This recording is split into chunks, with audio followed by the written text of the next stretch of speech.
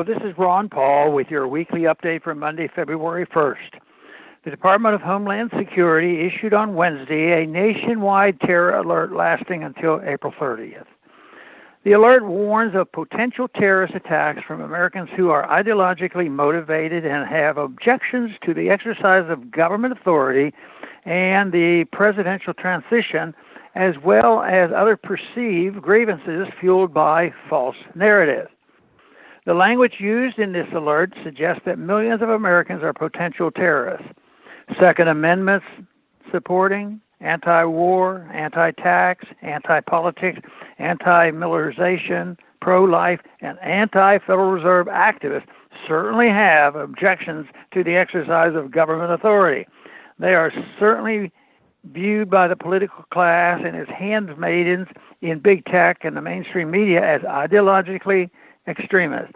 Anyone who gets his news from sources other than mainstream media or big tech, or who uses certain unapproved social media platforms, is considered to have had his grievances fueled by false narrative.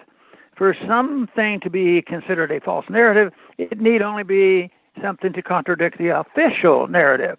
The domestic terrorist alert is the latest sign that activities on January 6th on Capitol Hill, like the attacks on September 11th, 2001, are being used to advance a long-standing anti-liberty agenda. Legislation expanding the federal government's authority to use its surveillance and other unconstitutional powers against the domestic terrorists is likely to soon be considered by Congress. Just as the PATRIOT Act was written years before 2001, this legislation was written long before January 6th. The bill's proponents are simply taking advantage of the hysteria following the so-called insurrection to push the bill onto the congressional candle. Former CIA Director John Brennan recently singled out libertarians as among the people the government should go after. This is not the first time libertarians have been smeared.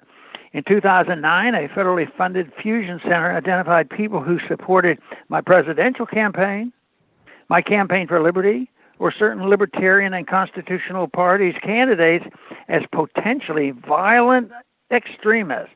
The idea that libertarianism creates terrorists is absurd. Libertarians support the non-aggression principle, so they reject using force to advance their political goals. They rely instead on peaceful persuasion. Libertarianism is being attacked because it does not support just reforming a few government policies. Instead, it presents a formidable intellectual challenge to the entire welfare warfare state. The ultimate goal of those pushing for a crackdown on domestic terrorism is to make people unwilling to even consider radical ideas, to make people so afraid of certain ideas that they refuse to even give those ideas a fair hearing.